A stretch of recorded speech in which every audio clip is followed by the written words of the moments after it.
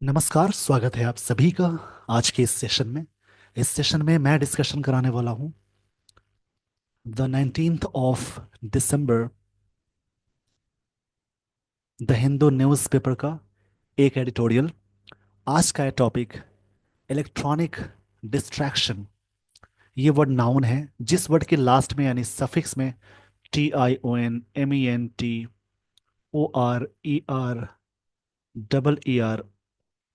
TYCE नेस्ट्यूड इज़म एज ये सारी चीज़ें लगी हों तो वो सारे वर्ड्स नाउन कहलाएंगे, यानी डिस्ट्रैक्शन ये नाउन है। जिन वर्ड्स के लास्ट में IVE, लास्ट में जुड़ने वाली चीज सफिक्स कहलाती है। तो किसी भी वर्ड्स के लास्ट में IVE, able, full,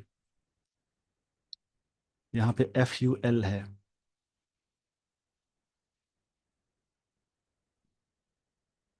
less, ALOUS, जिन वर्ड्स के लास्ट में सारी चीजें लगी हों वो सारे वर्ड्स कहलाएंगे एडजेक्टिव। इसके अलावा कभी भी नाउन में LY लग जाए तो वो समझिए एडजेक्टिव होगा, और किसी भी एडजेक्टिव में LY लगा देंगे तो वो एडवर्ब बन जाएगा, और किसी भी वर्ब में LY अटैच करेंगे तो वो ही बनेगा ये यहाँ पे एडवर्ब। किसी भी वर्ब में LY अटैच करेंगे तो वो भी एडवर्ब बन जाएगा। इस पेज का पहले आप स्क्रीनशॉट ले लीजिए।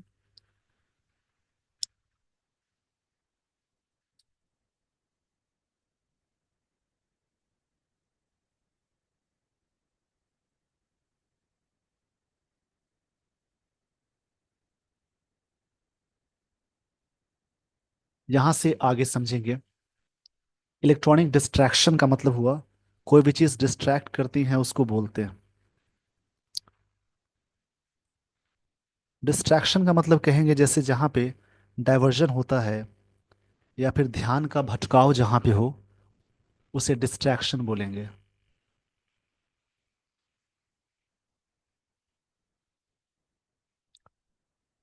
The election commission has a lot to answer for. Election commission को बहुत सारी चीजें आंसर करने को है। अलॉट मतलब ज्यादा होता है, आंसर फॉर मतलब किसी चीज का आंसर देना, रिप्लाई करना। But EVMs are not the issue. But EVMs यानी electronic voting machines are not the issue, but ये इशू नहीं है। इशू यहाँ पे नाउन है। जब कभी आर्टिकल्स के बाद यानी ए एन द के बाद सिंगल वर्ड आ जाए तो नाउन कहलाएगा। आर्टिकल्स के बाद यानी ए एन द के बाद एक वर्ड आए, एक और वर्ड आए, तो ये नाउन हो जाएगा। बीच वाला एडजेक्टिव, इसको याद रखेंगे।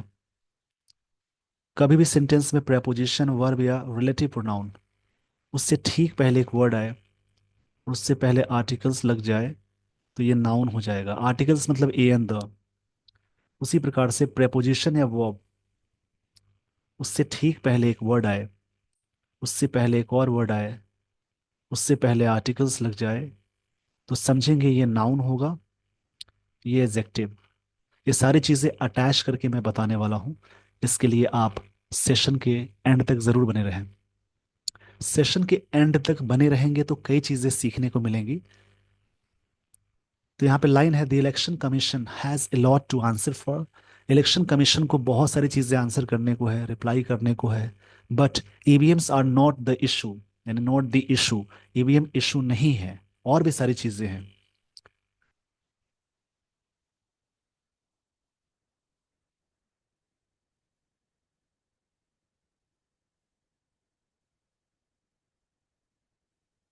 यहां से शुरू होती है स्टोरी। यहां से आप ध्यान से समझेंगे।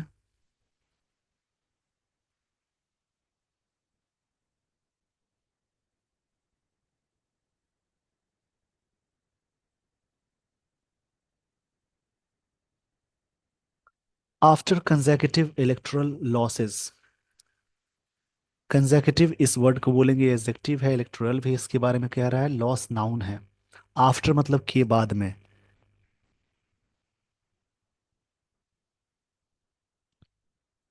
कंसेक्यूटिव मतलब होता है कोई भी चीज के बारे में लगातार।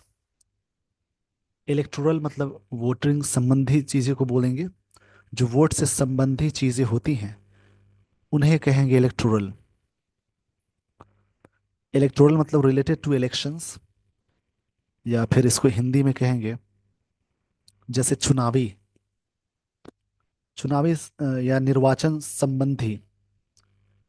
आफ्टर कंसेक्यूटिव इलेक्टोरल लॉसेस, इसके लगातार जो चुनाव संबंधी जो लॉसेस हुए हैं उसके लगातार बाद, in the Haryana and Maharashtra assembly elections, Haryana और महाराष्ट्र असेंबली इलेक्शंस में the Congress has raised, Congress यहाँ पे सब्जेक्ट है, हैज यहाँ पे हेल्पिंग वर्ब है, रेज्ड ये वर्ब की थर्ड फॉर्म है।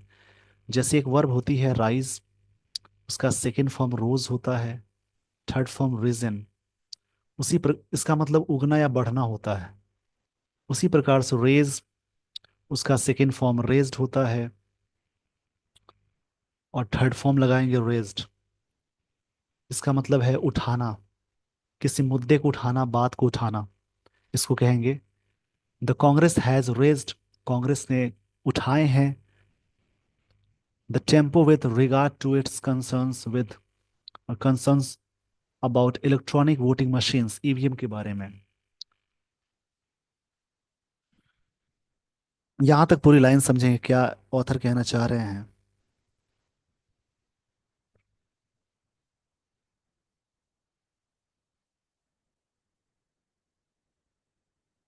ये प्रेजेंट परफेक्ट टेंस का यहाँ पे यूज हुआ हैज या हैव के साथ। जब भी वर्ब की थर्ड फॉर्म आती है तो वो प्रेजेंट परफेक्ट टेंस का स्ट्रक्चर हो जाता है। तो रीड करने से बेनिफिट ये भी होता है कि आप जो भी पढ़े हैं वो सारी चीज़ें यहाँ पे रिवाइज हो जाती हैं।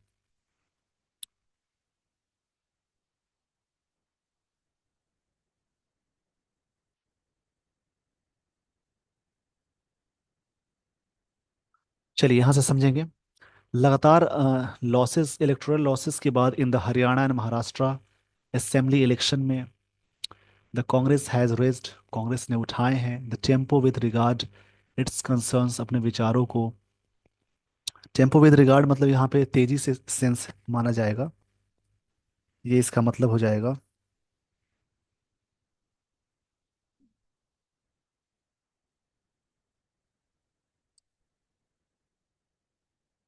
Concerns about electronic voting machines के बारे में।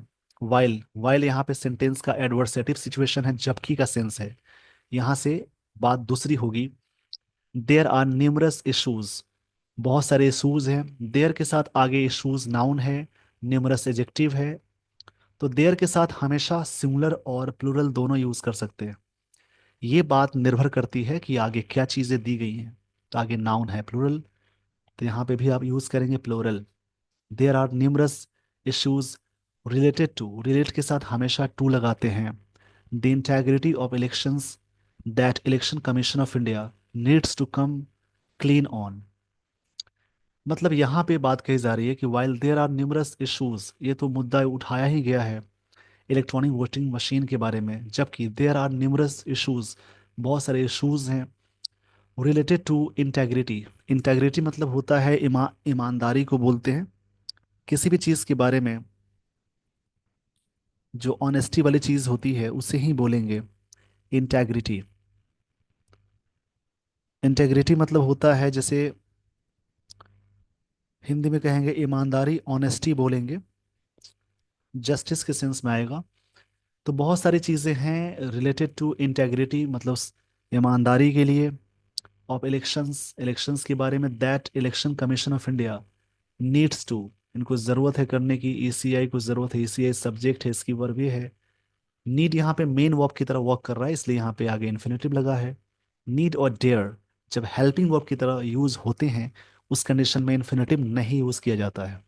Needs to come, come clean on, ज़रूरत है क्लीन करने की। इस पेज का स्क्रीनशॉट ले लीजिए, पूरी तरह से मैं फिर से समझा देता हूँ। होता है ना सेंटेंस में कॉम्प्लीमेंट, जो चीज़ें आगे लगनी होती है वो सेंटेंस में शुरू में भी लिखी जाती है। तो उसी प्रकार से यहाँ पे आर्टिकल दिया हुआ है आफ्टर, इसके बाद ये एजेक्टिव है, इलेक्टोरल एजेक्टिव है, लॉसेस नाउन है। इन द हरियाणा बड़े प्लेस के लिए इन यूज करते हैं, छोटे प्लेस के लिए एट लगाते हैं। असेंबली इलेक्शन में, इलेक्शन नाउन, इलेक्शंस नाउन है, असेंबली ये एजेक्टिव हो जाएगा।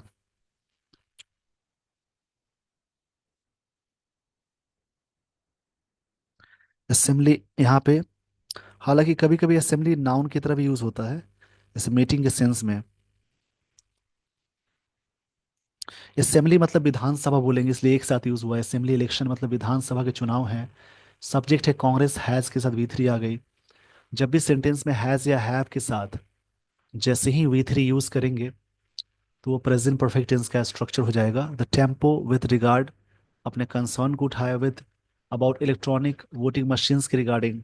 वाइल यहाँ से विरोधाभास है। देयर आर न्यूमरस इश्यूज, ये नाउन है इश्यूज, इसकी वर्ब ये है। रिलेटेड, रिलेटेड टू इंटेग्रिटी, ये भी नाउन है। Of elections, that the election commission of India ECI, subject है नीड्स वी फाइव। सिंगुलर है तो सिंगुलर के साथ वी फाइव हमेशा यूज करेंगे। टू कम क्लीन ऑन, बहुत सारे इश्यूज है जिसको सही करने की जरूरत है इनके पास। सिर्फ यही नहीं है कि एक ही मुद्दे को लेकर आप आगे बढ़े। यहाँ पे ऑथर ये कह रहे हैं, राइटर जो इस आर्टिकल के हैं वो ये बात कह रहे हैं। आई होप आपने ये सारी बातें समझ ली होगी। अब मैं आपको लिए चलता हूँ आगे स्लाइड पे। द रिस्क, प्रपोजिशन से पहले एक वर्ड आया, आर्टिकल आया, तो नाउन हो जाएगा। जो रिस्क है electronic tampering with EVM is not among them. जो रिस्क है इसके बारे में इलेक्ट्रॉनिक टैम्परिंग की बात हो रही है। जो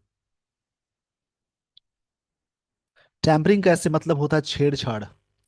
the act of interfering with something cause damage, unauthorize changes. मतलब टैम्परिंग मतलब होता है छेड़छाड़।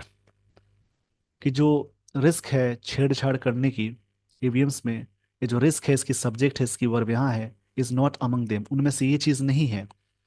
मतलब इस प्रकार से टैम्परिंग नहीं कर सकते आप, छेड़छाड़ नहीं कर सकते। अमंग का यूज हमेशा मोर देन टू में यूज करते हैं। अमंगस्ट, ये भी मोर देन टू में यूज करेंगे, दोनों ही प्रेपोजिशंस हैं। बट अमंग हमेशा वॉवेल साउंड और कॉन्सोनेंट साउंड से पहले यूज करते हैं, अमंगस्ट ऊपर वाला। और अमंग सिर्फ कॉन्सोनेंट साउंड से पहले आता है। बिटवीन को हमेशा दो के लिए यूज करेंगे, बिटवीन के साथ जो पेयर कंजंक्शन होता है एंड होता है। तो ये चीजें उनमें से है। द कांग्रेस, किसी भी पॉलिटिकल पार्टी से पहले हमेशा आर्टिकल द लगाते हैं। The Congress is barking up the wrong tree. यहाँ पे कांग्रेस पार्टी ये काम कर रही है। बार्कअप एक फ्रेजल वर्ब होता है, या बार्क ऑफ रॉन्ग ट्री एक तरह से एक फ्रेज की तरह वर्क करेगा, मतलब इडियम है। बार्किंग ऑन रॉन्ग ट्री का मतलब होता है मिस्टेकन, मतलब कि ट्रूथलेस हो जाना, गलती करना। The Congress is barking of the wrong tree, इस फ्रेज का मतलब होता है मिस्टेकन होना।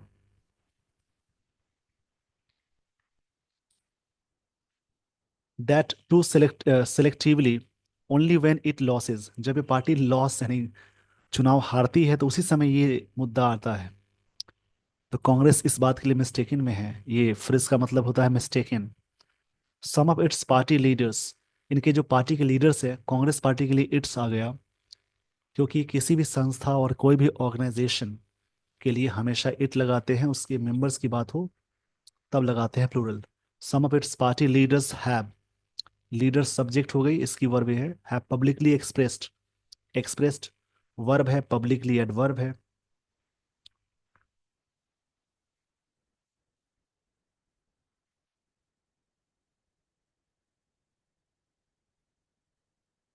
पब्लिकली मतलब सार्वजनिक रूप से बोल सकते हैं। पब्लिकली यहाँ पे एडवर्ब की तरह यूज हुआ। एक्सप्रेस्ड मतलब एक्सप्रेस्ड किया, ये भी प्रेजेंट परफेक्ट टेंस है, हैव के साथ भी आ गई, इसको याद रखेंगे। द व्यू, अपने विचार को। That there is no evidence, evidence singular होता है इसलिए इज लगा है।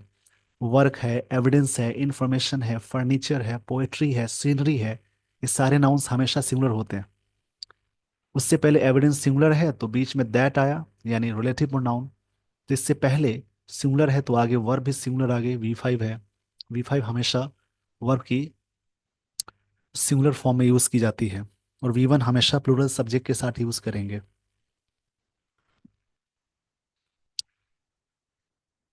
देर इज नो एविडेंस, कोई एविडेंस नहीं है that suggest the risk of manipulation, कि ये जो रिस्क है मैनिपुलेशन का, इसके लिए कोई एविडेंस नहीं है। यहाँ पे राइटर ये बात कहना चाह रहे हैं। मैनिपुलेशन मतलब होता है, जैसे कोई चीज़ को मैनिपुलेट करने का सेंस ये हुआ, जैसे चालाकी करना, हेर फेर करना, इसको मैनिपुलेट करने करते हैं, बोलते हैं बात को बदल देना, रिमोटली और थ्रू प्रोग्रामिंग, चाहे रिमोटली तरीके से देखी जाए बातें या प्रोग्रामिंग के थ्रू थ्रू देखा जाए।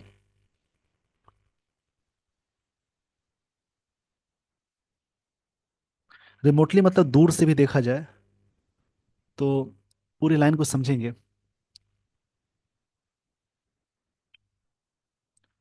थ्रू का मतलब आवश्यकता से अधिक होता होता है, यहाँ पे समझेंगे।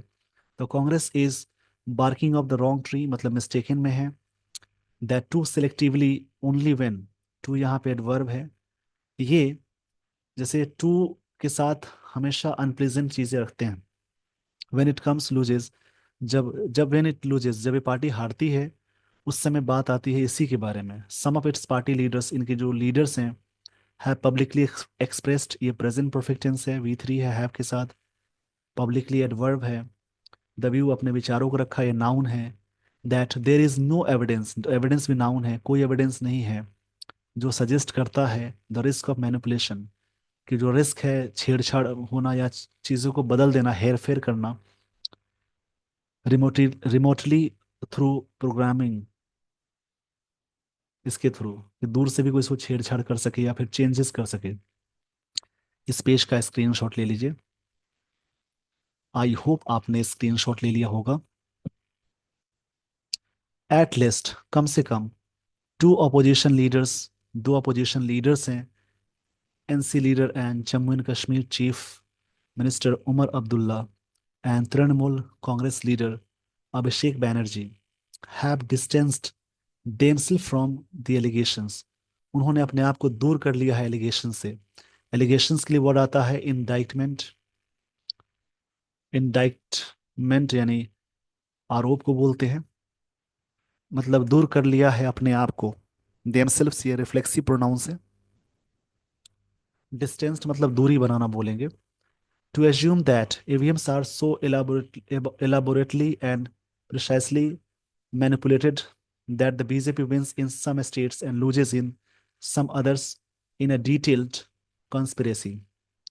ये ऐसा ऐसा यहाँ पे एज्यूम की बात है। ये यहाँ पे राइटर कह रहे हैं, एज्यूम का मतलब,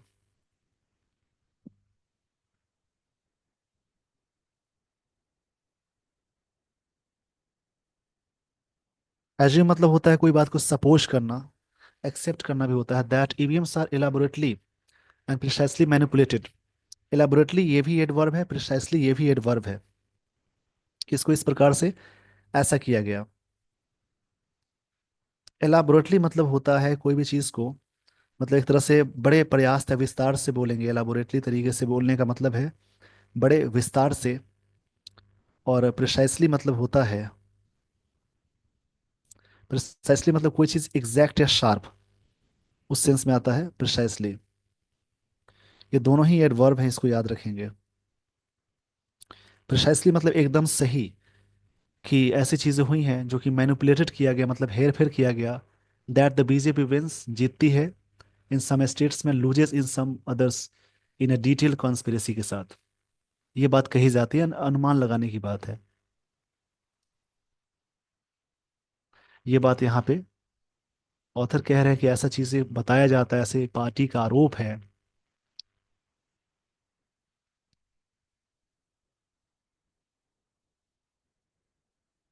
यहाँ तक आई होप आपको पूरी तरह से चीजें समझ में आ गई होंगी। ये बात रिफ्यूज किया गया मानने के लिए, डिफाइस लॉजिक, मतलब लॉजिक को, ये लॉजिक क्या बात है कि अगर ईवीएम में ऐसी चीजें होती हैं तो एक, हर स्टेट में बीजेपी सरकार बना लेती, हर जगह जीत जाती बीजेपी, यहाँ बीजेपी की पार्टी। ऐसा क्या है कि एक जगह, कुछ जगहों पे पार्टी जीतती है, कुछ जगहों पे हारती है। तो इसी के बारे में कह रहे हैं। ये बात डिफाइस मतलब रिफ्यूज है, लॉजिक देना। लॉजिक देना सही नहीं है चीज। डिफाई मतलब चुनौती देता है, मतलब रिफ्यूज टू ओबे, एक लॉजिक ही नहीं बनता यहाँ पे। डिफाई मतलब रिफ्यूज टू ओबे बोलेंगे, रेसिस्ट करना भी बोल सकते हैं। आफ्टर ऑल, इसके बाद पूरी तरह से the BJP ended up short of majority in 2024 general election. अब एक और बात हो गई कि बीजेपी ने अपनी मेजोरिटी बहुत ही कम लाई इस बार जो जनरल इलेक्शन हुआ। अगर ऐसा है तो पूरी मेजोरिटी होनी चाहिए यहाँ पे।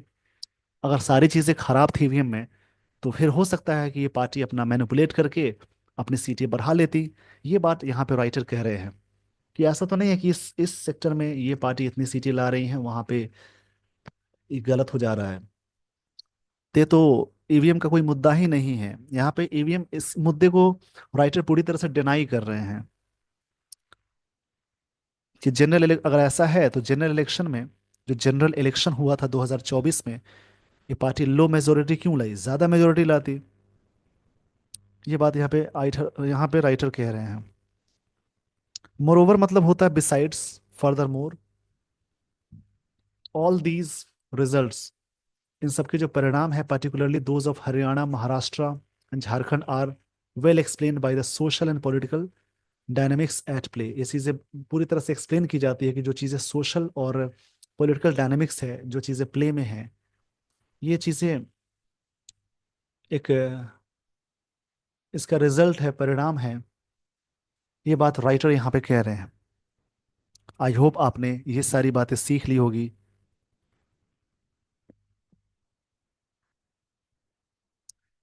Bye repeatedly raising the specter of EVM manipulation. Repeatedly मतलब बार बार, रेजिंग मतलब सवाल उठना, किसके बारे में।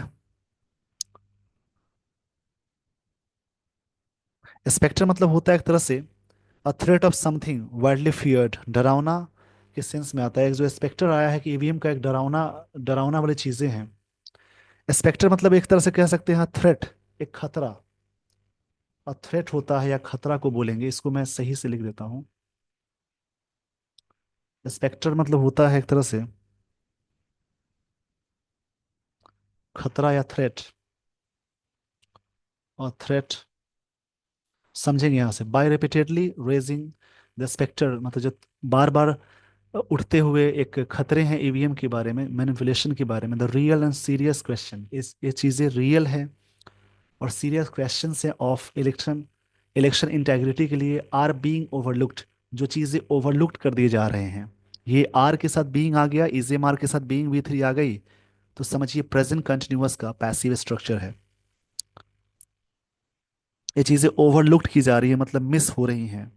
किसी बात को इग्नोर करने को बोलते हैं ओवरलुक्ड, अनदेखी की जा रही हैं। मतलब by repeatedly raising the specter, एक थ्रेट है।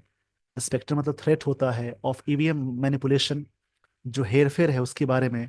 तो real and serious question of election integrity, जो एक्चुअल क्या है रियल चीज इलेक्शन के बारे में, ईमानदारी, ये चीजें क्या है जो क्वेश्चन है, आर बीइंग ओवरलुक्ड, ये सवाल इग्नोर किए जा रहे हैं। ओवरलुक्ड मतलब इग्नोर करना बोलेंगे, अनदेखा करना।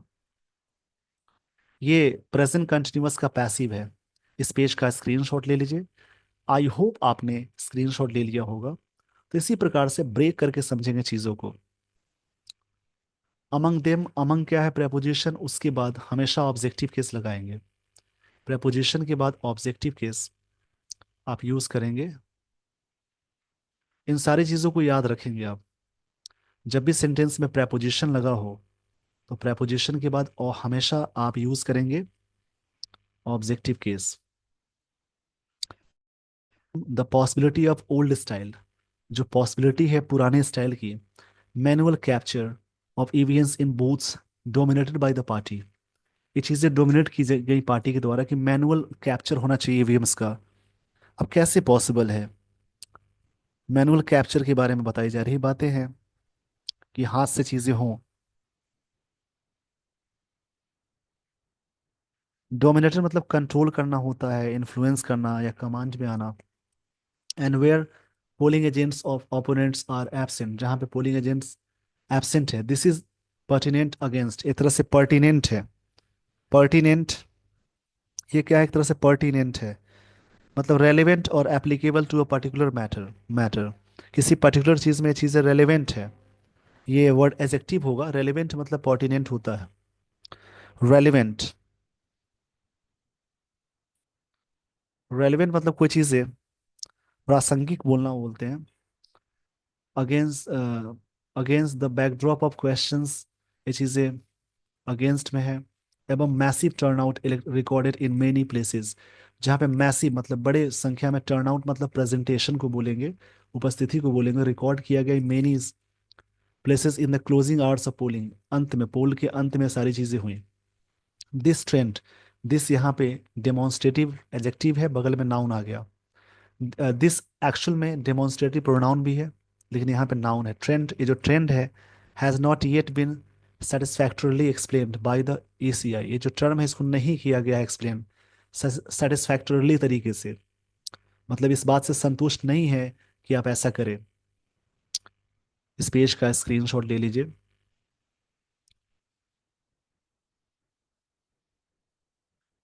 Large scale additions and deletions of voter name are now pattern, बहुत संख्या में एडिशन है और उनका नाम हटा दिया गया वोटर्स का, ये क्या एक पैटर्न में है। And ECI seems to be brazening it out, और ईसीआई मतलब जो इलेक्शन कमीशन ऑफ इंडिया है, वो इस प्रकार से हो रही है। एक फ्रेज आया, ब्रेजनिंग इट आउट, मतलब इसका मतलब होता है जैसे एक्टिंग बोल्डली और shamelessly to defy the criticism. Acting boldly to defy the criticism लिख लेंगे। एक्ट करना बोल्ड तरीके से, क्रिटिसिज्म को डिफाई करना, क्रिटिसिज्म मतलब आलोचना हो रही है कि यहाँ पे जैसे एडिशन होता है लार्ज स्केल में, डिलीशन होता है वोटर्स का नाम, और न्यू नाउ पैटर्न है। एंड द ईसीआई सीम्स, ये प्रतीत होना कि बी ब्रेजिंग इट आउट, इसको डिनाई कर रही है, मतलब एक तरह से डिफाई कर रही है क्रिटिसिज्म को। इन दिल्ली, दिल्ली में, where elections are now due, जहाँ पे इलेक्शन ड्यू है मतलब वहाँ होने को है चुनाव। एलिगेशंस मतलब आरोप है, of selective removal of Muslim voters have suffered, ये चीज़ें वहाँ पे सफर्ड हुई हैं, ये चीज़ें वहाँ पे हुई हैं कि selective removal of Muslim voters हो गए हैं। In Uttar Pradesh by elections, partisan police actions that restrained voters expected to vote against the BJP have been controversial, ये चीज़ें कंट्रोवर्शियल रही है। एक मुद्दा दिया कि और भी सारे मसले हैं, और भी सारे मुद्दे हैं, और भी सारी बातें हैं जिस पे इलेक्शन कमीशन ऑफ इंडिया को ध्यान देनी चाहिए। उत्तर प्रदेश में क्या हुआ, बाई इलेक्शंस में जो उपचुनाव में हुए, पार्टीजन पुलिस एक्शंस हुई। पार्टीजन का मतलब होता है, जो भी वर्ड्स मिल रहे हैं इनके इन्हें लिखें और समझेंगे, इससे आपकी इंग्लिश बहुत अच्छी हो जाएगी। पार्टीजन मतलब होता है बायस्ड होना, कहीं पे बायस्ड होना, किसी एक पार्टी के प्रति बायस्ड, BIASED, बायस्ड होना। बायस्ड पुलिस एक्शन जो हुए, दैट रेस्ट्रेंट, जो चीज़ें पूरी तरह से रेस्ट्रेंट हो गई।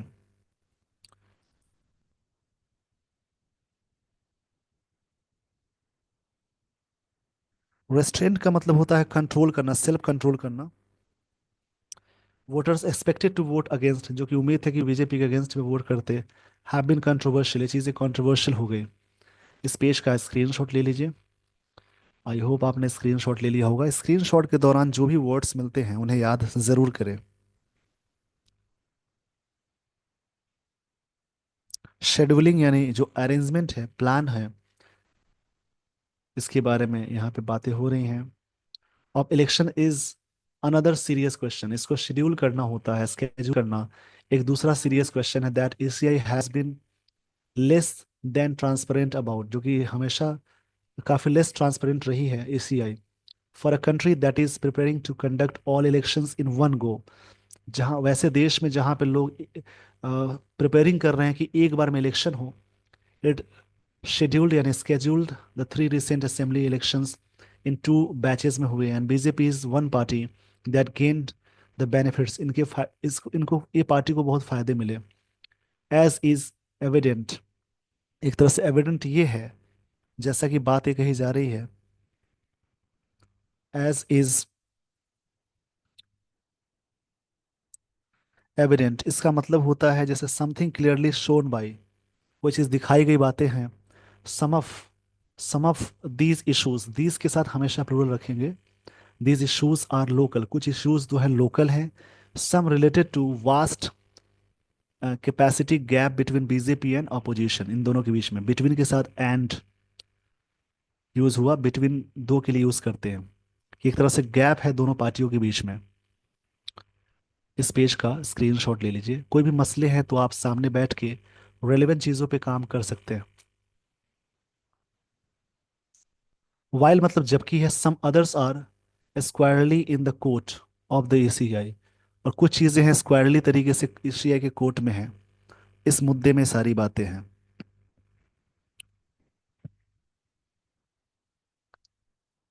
स्क्वायरली मतलब होता है जैसे वर्क ग्रुप से एक तरह से डायरेक्टली है, अनकॉम्प्रोमाइजिंग मैनर के तरीके से है। The opposition needs to focus on, focus के साथ ऑन लगाते हैं, रिलाई के साथ ऑन लगाते हैं, इम्पैक्ट एक वर्ड है उसके साथ ऑन प्रपोजिशन लगाते हैं। The real question of election integrity, जो रियल क्वेश्चंस हैं इलेक्शन इंटेग्रिटी के बारे में, अपोजिशन को इस पे फोकस करने चाहिए। And EVM scare should not act as distraction, EVM का मुद्दा उछालना एक डिस्ट्रैक्शन का पार्ट है, ये चीज़ें नहीं होनी चाहिए। स्केयर का सेंस है, तो ये सारी चीज़ें थी इस आर्टिकल में, मैं थोड़ा सा ब्रीफ में बता देता हूँ। इस आर्टिकल में कांग्रेस पार्टी द्वारा चुनावी हार के बाद इलेक्ट्रॉनिक वोटिंग मशीन यानी ईवीएम पर हेर फेर के आरोप पे जो बातें हुई उसी की चर्चा थी इसमें, जिनके समर्थन में कोई सबूत नहीं है। कुछ विपक्षी नेताओं ने इन आरोपों को खारिज कर दिया है। वही चुनाव निष्पक्षता से जुड़े वास्तविक मुद्दों जैसे बूथ कैप्चरिंग, अनसुलझे उच्च मतदान प्रतिशत, मतदाता सूची से नाम हटाने और चुनाव आयोग की पारदर्शिता की कमी उपेक्षित हो रहे हैं। कांग्रेस को ईवीएम हेरफेर के निराधार डर से हटकर वास्तविक मुद्दों पर ध्यान केंद्रित करने की सलाह दी जा रही है इस आर्टिकल में, ताकि स्वतंत्र और निष्पक्ष चुनाव सुनिश्चित हो सके, अच्छे से चुनाव हो सके। दोनों पार्टी को मिलकर इस मसले पे काम करना चाहिए कि परसेंटेज ऑफ वोटिंग क्या है, कहाँ पे ये बूथ पे जो प्रॉब्लम्स आ जाती है उस पे काम करने चाहिए। और भी सारे मसले हैं, हमेशा क्या ही ईवीएम की बात चर्चा में लाई जाती है, तो हमेशा ये मुद्दा बना होता है। जो एक्चुअल मुद्दा है उस पे वर्क करने चाहिए दोनों पार्टीज को। These are the things which I discussed, which we have discussed in this article. So if you read everyday English newspaper, you will have great collection of words. You will understand the sequence. Yeah, that means grammatical portions. At the same time, the language portion. So you should read everyday English newspaper if you want to improve your English. It will help you grow. So read every day, understand the concept of English. If you do so, your English will be up to the mark. So with this, everyone, I would like to end the session. Thank you so much for watching this video. Thanks, everyone.